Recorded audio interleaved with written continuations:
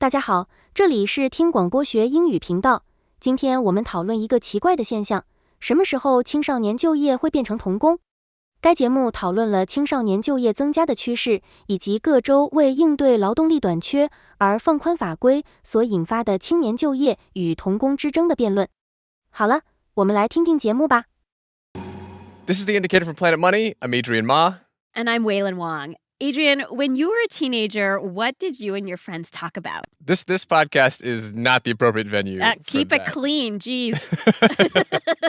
What about you? I feel like boys, math tests. Classic teenage conversation.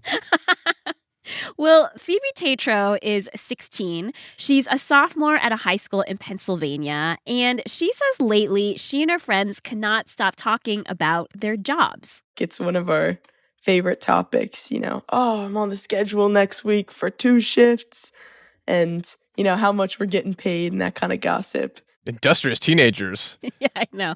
Phoebe works at a local Mediterranean restaurant. One of her friends works in a bookstore, and another has a job at a fast food chicken shop near their high school. It's been interesting to see how that tone has shifted in our, conversations, talking about work. I'm like, wow, I'm all grown up. I can talk about my job. They grow up so fast. Phoebe's among a growing number of teens who've landed jobs in the past couple of years. A hot labor market has prompted businesses to hire more young people, and as a result, the unemployment rate for 16 to 19-year-olds is at one of the lowest levels in 25 years. The high demand for workers has also led to a push across states to loosen child labor regulations. Today on the show, we look at the debate around teens in the workplace and how policymakers are trying to negotiate the line between youth employment versus child labor. Economist Alicia Modestino first got interested in studying youth employment when her own children were teenagers and having trouble landing their first jobs. I was really kind of surprised that even for young people who have highly educated parents who don't face any racial disparities, we're having a hard time finding a summer job. And then as I dug deeper and realized, that employment had been at the time declining for decades, just got, very interested in the topic and how we could reverse that. In the year 2000, about half of 16 to 19-year-olds were in the workforce. Today, it's closer to a third.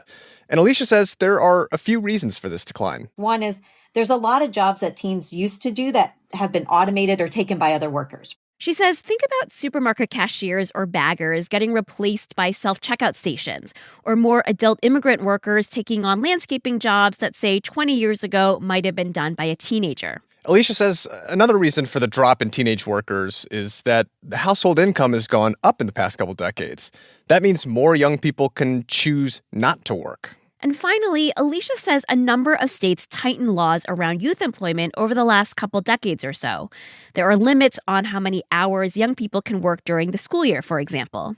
If you're a restaurant or a hotel and you get to choose between, a college student age 19 to 24 who has no restrictions on how many hours they can work or the kinds of jobs that they can do versus a teenager 16 to 19, who are you going to pick? But some of these dynamics are now changing thanks to a decline in immigration around the pandemic and a hot labor market the past couple of years.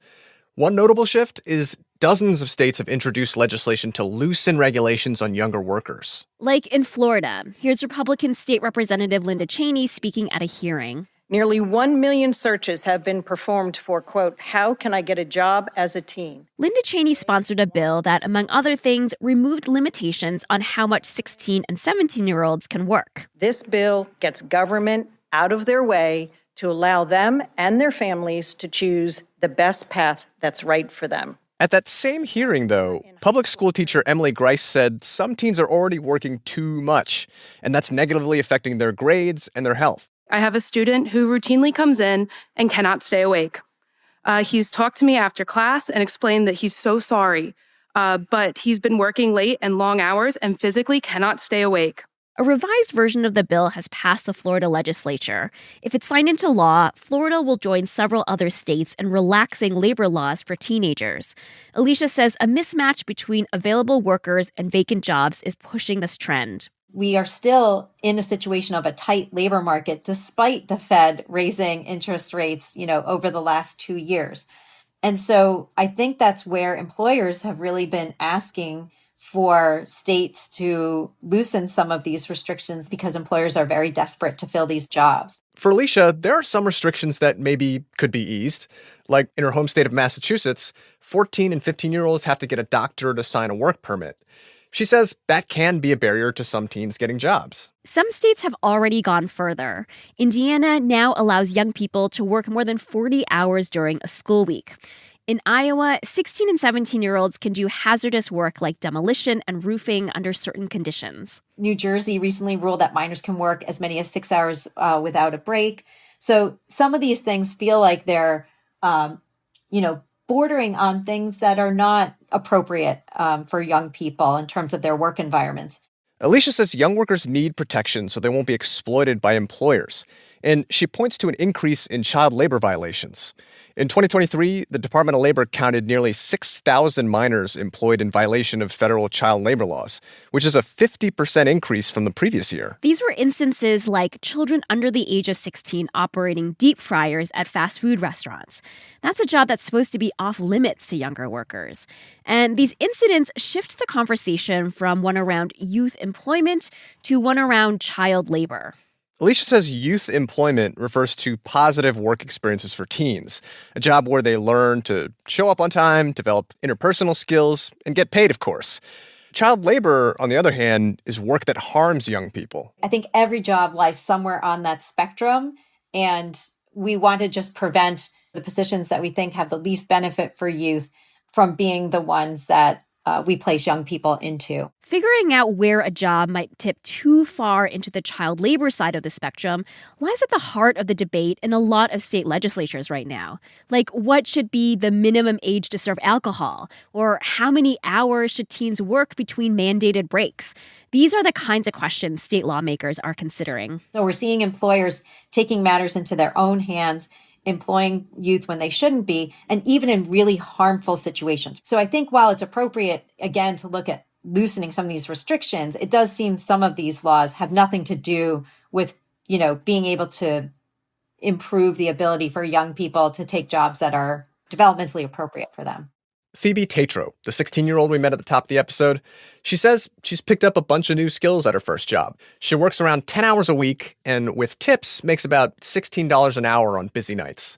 She's a restaurant back, which means she seats customers and runs food to the tables. Sometimes I'll be asked to scoop gelato, and I can make an espresso now, and I've developed my interpersonal skills. So I didn't realize how many different skills I was going to be learning when I signed up to be a back, but it's been fun. I wonder if she's drinking espresso now, too. Yeah, her hands haven't stopped shaking. Welcome to the world of caffeine. And Phoebe is also learning how to advocate for herself in the workplace with the help of her mom. It would be 3 o'clock on a Saturday afternoon, and they'd be like, "Can you come in at 4? We need another person." And no matter what was happening on my Saturday, I used to just be like, "Yep, I'll go." Mom was like, "You can tell them no."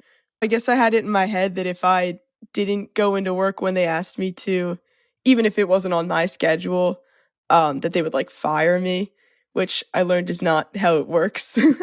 Phoebe leaves time in her schedule for a swim team, going thrift shopping with her friends, and playing guitar in a punk rock cover band called Molten 89.